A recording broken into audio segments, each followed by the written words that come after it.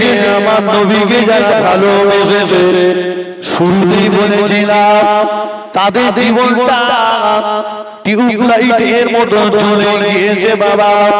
আমার রাসূলুল্লাহকে চোখে পলকে পলকে পলকে পলকে পলকে পলকে আল্লাহ নবীকে দেখেছিল।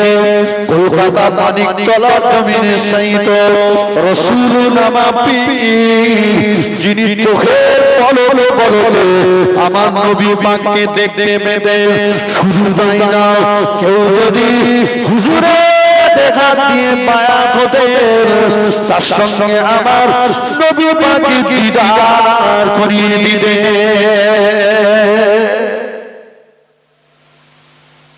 দাদা হুজুর কেবলার পীর সুফি ফাতে আলী ওয়াইসি রাহমাতুল্লাহ আলাইহি চোখের পলকে পলকে নবীকে দেখতে পেতে।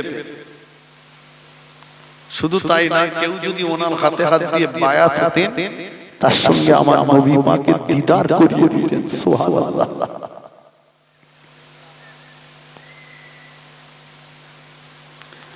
ফুরফুরা শরীফের পীর মুজাদ্দিদুল জামান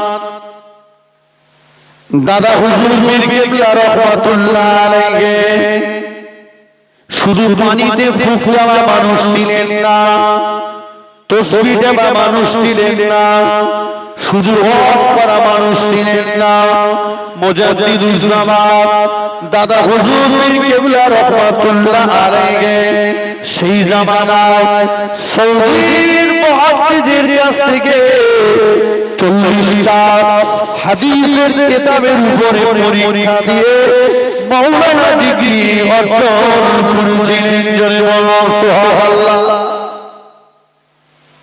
সব দাদা হুজুরকে মানেন তো নাকি?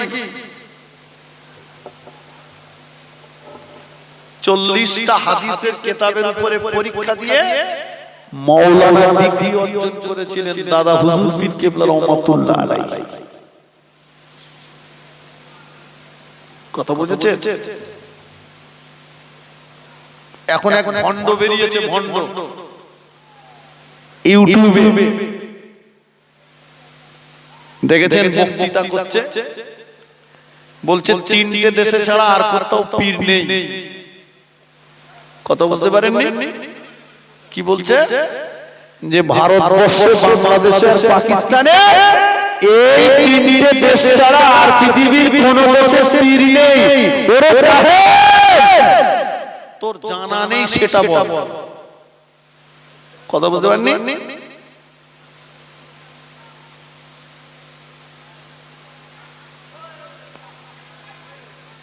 তোর জানা নেই সেটা বল। কটা পীরের নাম শুনবি? আসুন, আমার মুজাদ্দিদুল জামান দাদা হুজুর পীর কেবলা রাহমাতুল্লাহ আলাইহি শুধু তিনি আলেম ছিলেন না, দাদা হুজুর পীর কেবলা শুধু আলেম ছিলেন না, আল্লাযীনা ইয়ালামুনা বিমা ইয়ামালুন, আল্লাহ তাকে জ্ঞান দিয়েছেন, জ্ঞান অনুপাতে তিনি আমল করেছেন। দাদা হুজুর কেবলা বাংলাদেশে জলসা করতে গেলে, জলসা করতে যে বাড়িওয়ালা বলছে হুজুর খেতে হবে, দাদা হুজুর বলছে আমি খাবো না। বাড়িওয়ালা বারবার করে বলছেন হুজুর খেতে হবে আপনাকে, আমি গরিব মানুষ, কিছু ব্যবস্থা করেছি। কথা বোঝেন নাই? বলছে না আমি খাবো না। বাবা তুমি কি করো? বাড়িওয়ালা বলছে হুজুর আমি ওই দর্জিগিরি কাজ করি। দর্জি বোঝেন তো?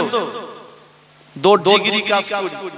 দাদা হুজুর কেবলা বলছে বাবা তোমার কাছে কেউ যখন জামা কাপড় তৈরি করতে আসে, তুমি বলো 2 মিটার কি 2.5 মিটার কাপড় লাগবে, এই কাপড়ের কিছু অংশ সব যায় না, যায় না। বলছে যায়। সেগুলো কি করো? বলছে সেগুলো বিক্রি করে দেই, আর কেউ কিছু কুলুপ ব্যবহার করতে নিয়ে যায়। বলে যে বিক্রি করে দাও, টাকাগুলো কি করো? বলছে টাকা আমার সংসারে লাগাই। দাদা হুজুর কিবলা বলেছিলেন, বাবা আবু বকর তোমার বাড়িতে খাবে না। জোরে বলতে পারলেন না? শুধু ফুরফুরার ভক্ত হলে হবে না, মহব্বত রাখুন। তবে এই নয় যে পরের মাল ছেড়ে মহব্বত দেখাবো। কথা বোঝেননি?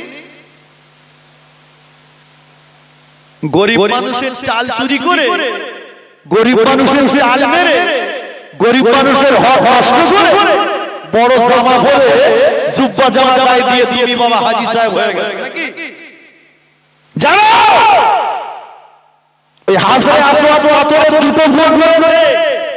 একটা গুণ হলো কেউ যদি হালাল টাকা নিয়ে হজে যায়, ওই ব্যক্তির হজে গেলে হাজরে আসওয়াদ জীবনের গুনাহগুলো টেনে নিয়ে বেগুনাহ মাসুম বানিয়ে দেয়। জোরে বলুন সুবহানাল্লাহ। আর পরে ধারা মানতে গেলে মালদা টানা সালো সব উগরে দেয়। সারা জীবন পরের মাল কক কক করে গিললে গেরে তুমি হজ করে এসে বড় হুজুর হয়ে গেছো নাকি? জীবনের গুনাহ সব সাফ হয়ে গেছে।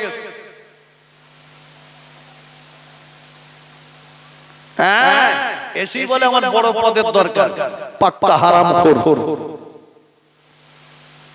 কথা বুঝতে পারেননি?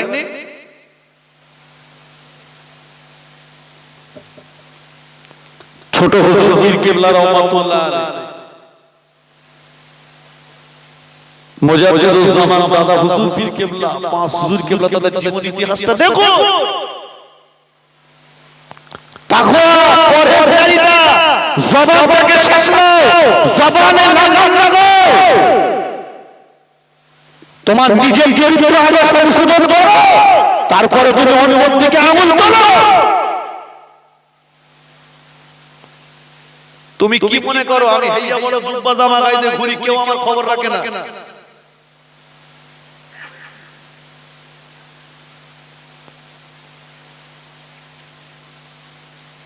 কিছু কিছু জাহেল বেরিয়েছে, জাহেল। কথা বুঝেছেন? পৃথিবীতে বড় দোকানদার আছে, কিছু কিছু দোকানদার আছে ওরা আল্লাহ বিল্লাহ করতে করতে আসে, আল্লাহ দোকান খুললেই যেন খরিদ্দার পায়। বুঝতে পারেননি? দোকান খুললেই যেন খরিদ্দার আসে। আর কিছু কিছু দোকানদার ওরা ভোরের থেকে রাত্রি থেকে আল্লাহ বিল্লাহ করে, আল্লাহ খরিদ্দার যেন না আসে, ও মাল ঝেড়ে নেবে। বুঝতে পারেননি?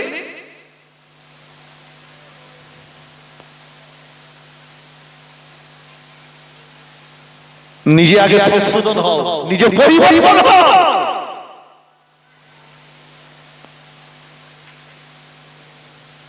এসব হারাম থেকে সাবধান থাকবেন। বুঝতে পারেননি? এসব হারাম থেকে সাবধান থাকবেন।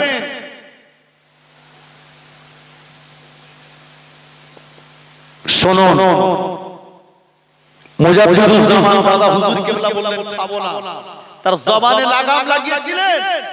বাচ্চার গালে ট্যাংরা মাছ ঢুকেছে, ডাক্তার বলছে অপারেশন করতে হবে। দাদা হুজুর কিবলা গালের কাছে হাত দিয়ে বললেন, এই ট্যাংরা মাছ আমি ফুরফুরা আবু বকর বলছি, আল্লাহু আকবার, আমার হাতে পার হয়ে যায়। ট্যাংরা মাছটা খড়খড় খড়খড় করে দাদা হুজুর কিবলার হাতে পার হয়ে যায়। জোরে বলুন।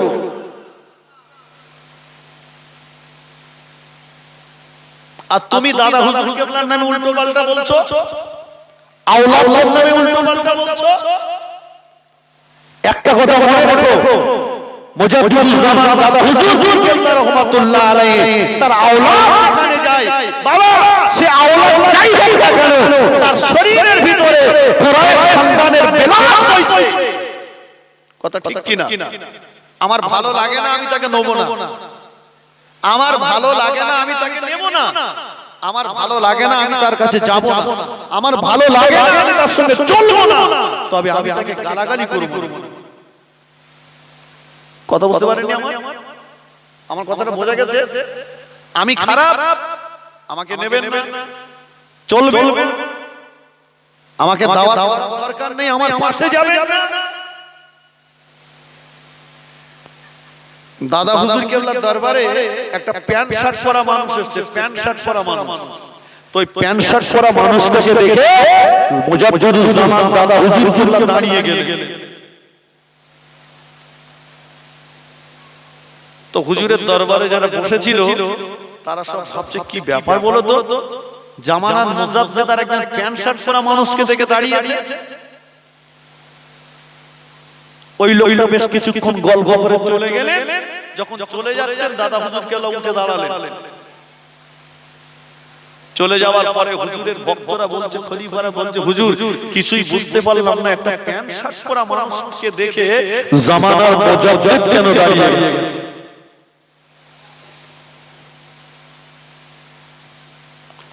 দাদা হুজুর রাহমাতুল্লাহ আলাইহি বলেছিলেন, ও আমার বক্তব্যের মুনাফিকরা শুনে রাখো, আমি আবু বকর, আমি কোন পেশা করা মানুষকে দেখে দাঁড়াইনি বাবা। উনি হলেন গাউসুল আযম মাহবুবে সুবহানী হযরত বড় পীর আব্দুল কাদের জিলানী রাহমাতুল্লাহ আলাইহির বংশধর। ও আমার বক্তব্যের মুনাফিকরা, আমি আবু বকর, আমি আমার দিব্য চোখে দেখতে পাচ্ছি সুদূর বাগদাদ শরীফ থেকে গাউসুল আযম বড় পীর সাহেব হুজুর কবরের ভিতর থেকে মাথাটা উঁচু করে ফুরফুরা শরীফের জমিনের দিকে চেয়ে আছে। আমার আওলাদ গিয়েছে আবু বকরের দরবারে, আমার আওলাদ গিয়েছে ফুরফুরা শরীফের জমিনে, আমার আওলাদের সঙ্গে আবু বকর কেমন ব্যবহার করে। বাবা শোনো, আমি প্যান্ট শার্ট পরা মানুষকে দেখে দাঁড়াইনি, আমি বড় সাহেবের আওলাদকে দেখে দাঁড়িয়েছি।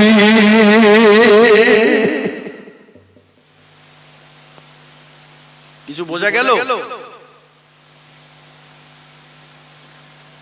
ভালো লাগে না, যাবেন না, নেবেন না, দাওয়াত করবেন না, তবে গাল দেবেন না।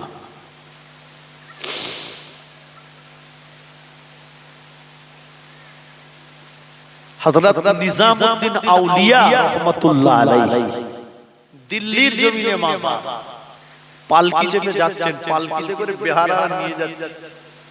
হঠাৎ দেখেন রাস্তার ধারে দাঁড়িয়ে একটা পাগল বলছে, আমাকে দুটো রুটি দে, তা না বলে দিল্লি উল্টে দেব। নিজামউদ্দিন আউলিয়া হুজুর বললেন, এই বেহারা পালকি নামাও, পালকি নামাও। পাগলের এত বড় সাহস কি করে? কথা বুঝতে পারেননি? পাগলের এত বড় সাহস কি করে হয়? এই পাগল বলছে দিল্লি উল্টে দেব। পালকি নামালে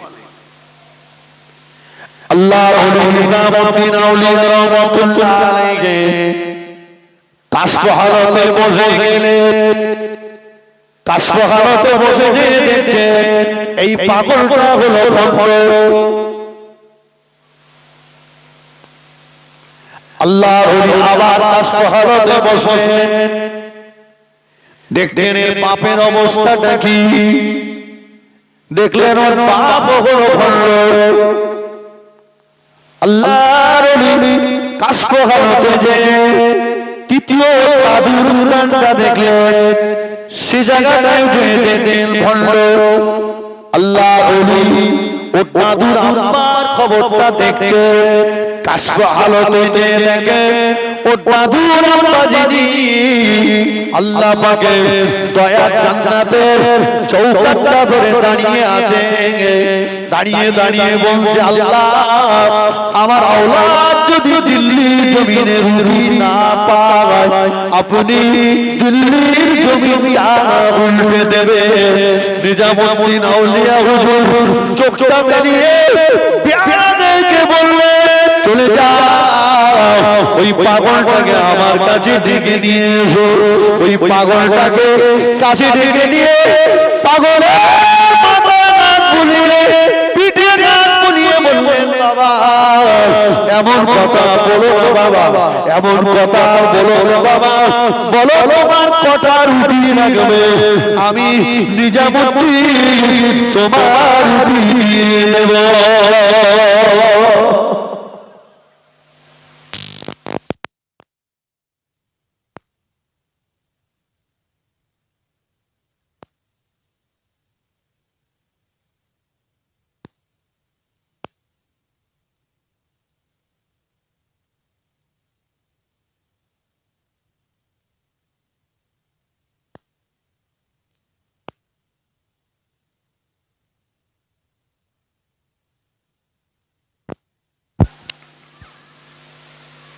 বাপ বেটা, দাদু নাতি,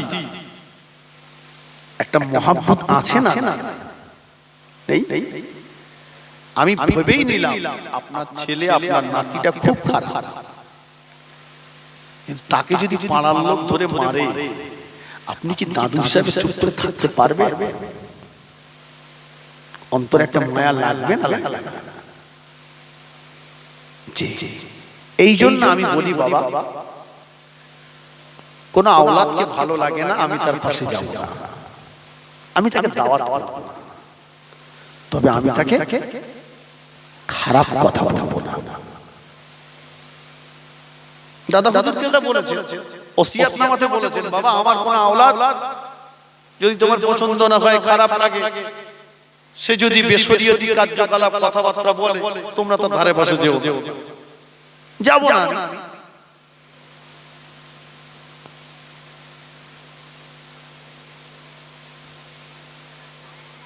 আসুন, তাহলে কি বলছিলাম, দাদা হুজুর শুধু আলেম ছিল না, তার আমল ছিল। শুধু মসজিদে টপটপ মারলি হবে না, বুঝতে পারেননি?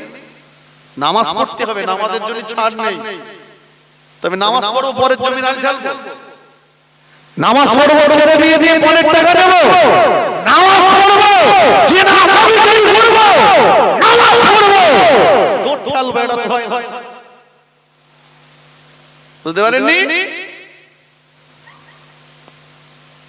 নামাজ পড়বো, গ্রুপ করে দেবো বউটারে, হবে? রুকু করে করে যদি কুজো হয়ে যাও, রোজা রেখে যদি তালপাতা সিমাই বেঁধে যাও, তোমার নামাজ তোমার রোজা আল্লাহ পাকের দরবারে কবুল হবে না, যতক্ষণ না পর্যন্ত তুমি হারাম থেকে নিজেকে পরেশ করতে না পারো। হারামটা ছাড়ো।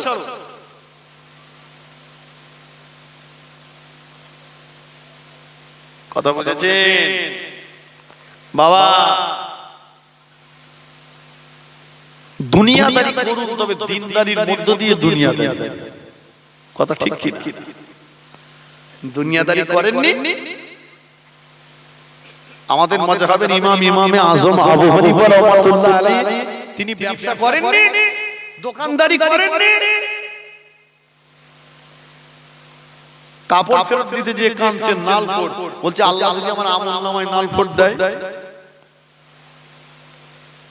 চিন্তা করে দাদা হুজুর সেই করেছিলেন বলে দাদা হুজুর কেন বাংলাদেশে জলসা করতে গেলেন, বাংলাদেশ রাত্রে জলসা, দিনের বেলা পৌঁছেছে, যে দেখে পাশে হিন্দু ভাইদের মন্দির ঢং ঢং ঢং ঢং করে ঘন্টা বাজছে। আগেকার দিনে আলেম ওলামারা সব রাত্রে জলসা হলে সব দুপুর বেলায় এসে, কথা ঠিক কি?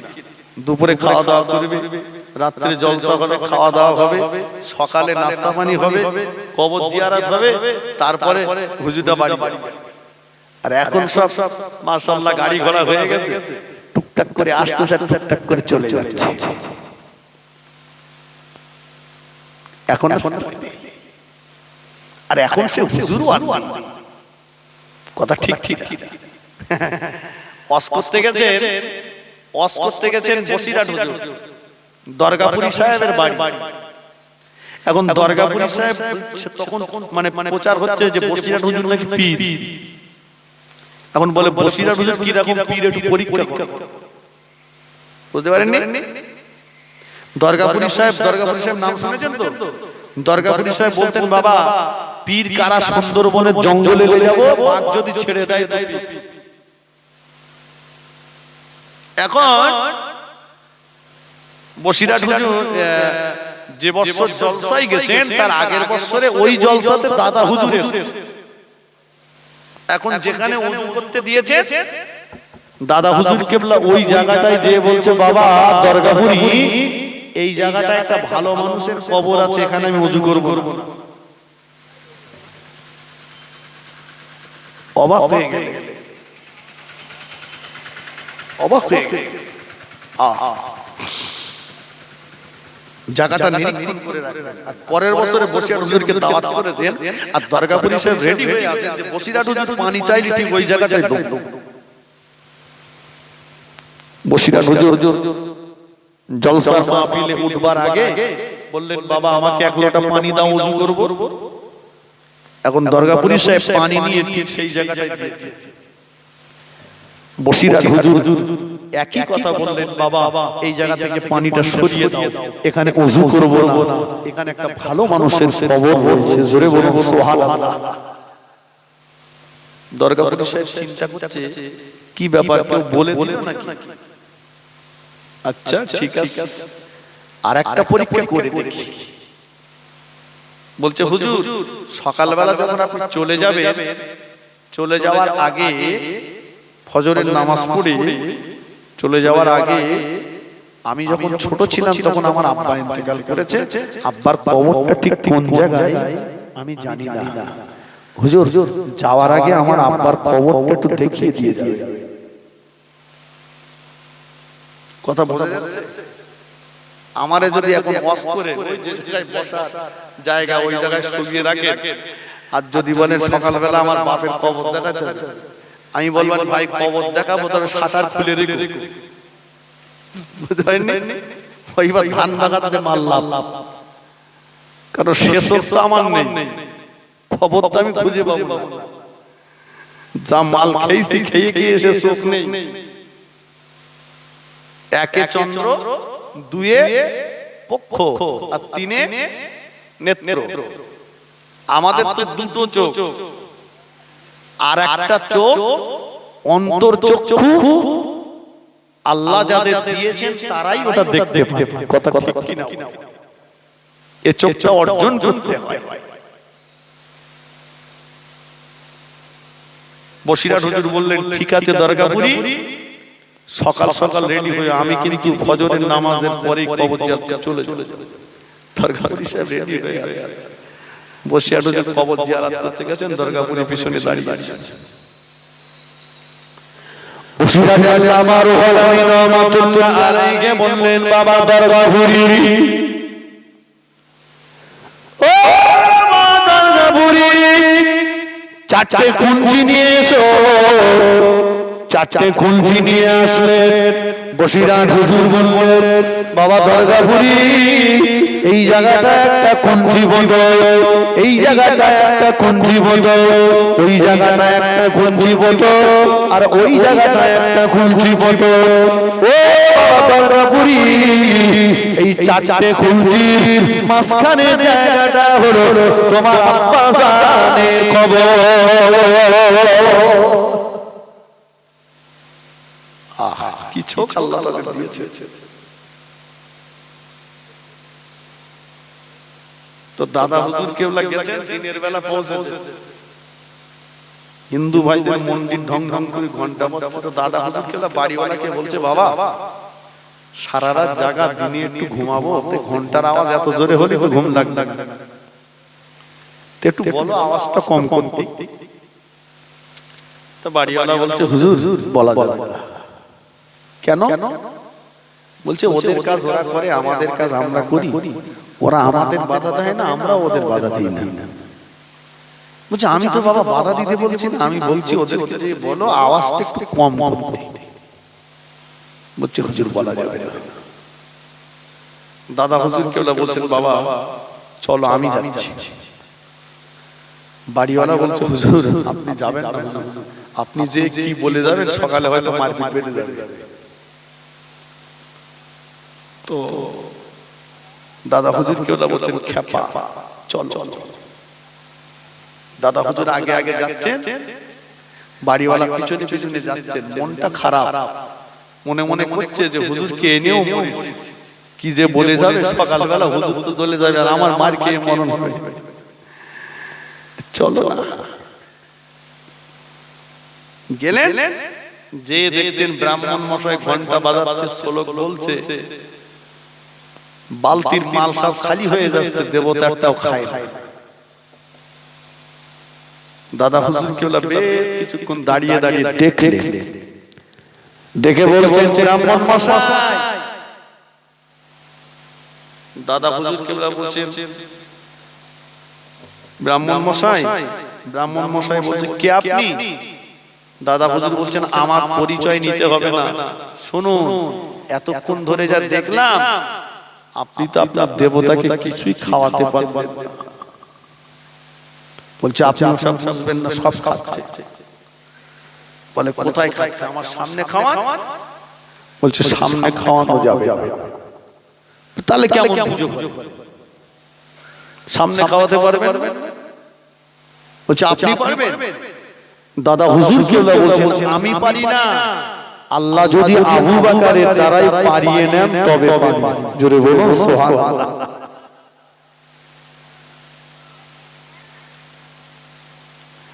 ওজাদুল জমান দাদা হুজুর কেবলা রাহমাতুল্লাহ আলাইহি এখন মিষ্টি দিয়ে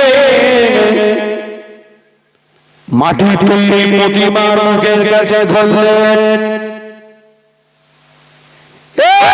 মাটি তৈরি প্রতিমা, আমি হুরহুরা আবু বকর বলছি, আল্লাহর হুকুমে গালটা করে মিষ্টিটা তোর ভিতরে ঢুকিয়ে বলবার সঙ্গে সঙ্গে মাটি তৈরি প্রতিমার গালটা হয়ে গেল, মিষ্টিটা ভিতরেই চলে গেল।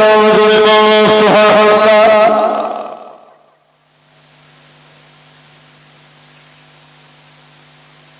ব্রাহ্মণ তো দেখে অবাক, বলছে জীবনে এত বালতি খালি করেছি, মাল তো খাওয়াতে পারি। আপনি কোন মন্ত্রের বলে খাইয়েছেন? ওই মন্ত্রটা আমাকে একটু শিখিয়ে দেন। দাদা হুজুর কেবলা বললেন বাবা, মন্ত্র যদি শিখে যাও জায়গা জমি বেকার হয়ে যেতে পারে। মন্ত্র যদি শিখে যাও ঘর বাড়ি বেকার হয়ে যেতে পারে। মন্ত্র যদি শিখে যাও সহায় সম্পত্তি বেকার হয়ে যেতে পারে। মন্ত্র যদি শিখে যাও জমি জায়গা কি বাচ্চা বেকার হয়ে যেতে পারে। ব্রাহ্মণ মশাই বলল হুজুর সব বেকার হয়ে যায়, তবু আমি মন্ত্রটা শিখবো। ওই ব্রাহ্মণ মশাই দাদা হুজুরের হাতে হাত দিয়ে ইমানের কলেমা পড়ে মুসলমান হয়ে গেল। আর একজন বলো শুধু মুসলমান তিনি বলবেন বাবা ও এমন মুসলমান হয়েছিলেন একটা দুটো দিন নয়, একটা দুটো মাস নয়, একটা দুটো বছর নয়, একাধারে 7-7টা বছর জঙ্গলের বাঘ তাকে পাহারা দিয়েছিল। এই ব্রাহ্মণটা কে জানে? এই ব্রাহ্মণটা বাংলাদেশে বিখ্যাত জমিদার পরিবারের সন্তান, হিন্দু ঘরের সন্তান, প্রতাপচন্দ্র সেন, সুফি আব্দুল মোমেন রহমাতুল্লাহ আলাইহি, হাওড়া জেলা বাখুল শরীফের মাজার। একটু জোরে বলো সুবহানাল্লাহ, আল্লাহু আকবার।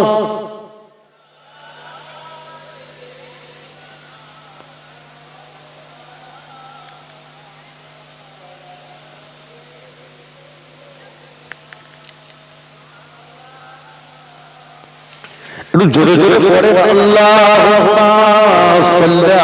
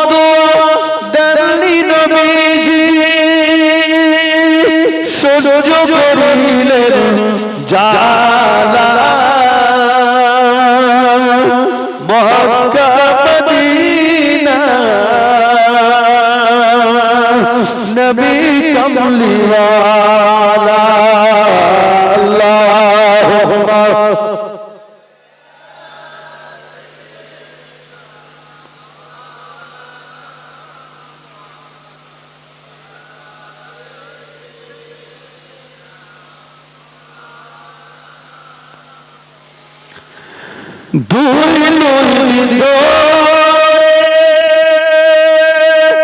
খাওয়ার নাই গোপাল দুই পাথর বাপের পেটের নিরুপায় হইয়া নবীজি তসবিহ জপের আল্লাহ মক্কা মদিনা নবী কমলিওয়ালা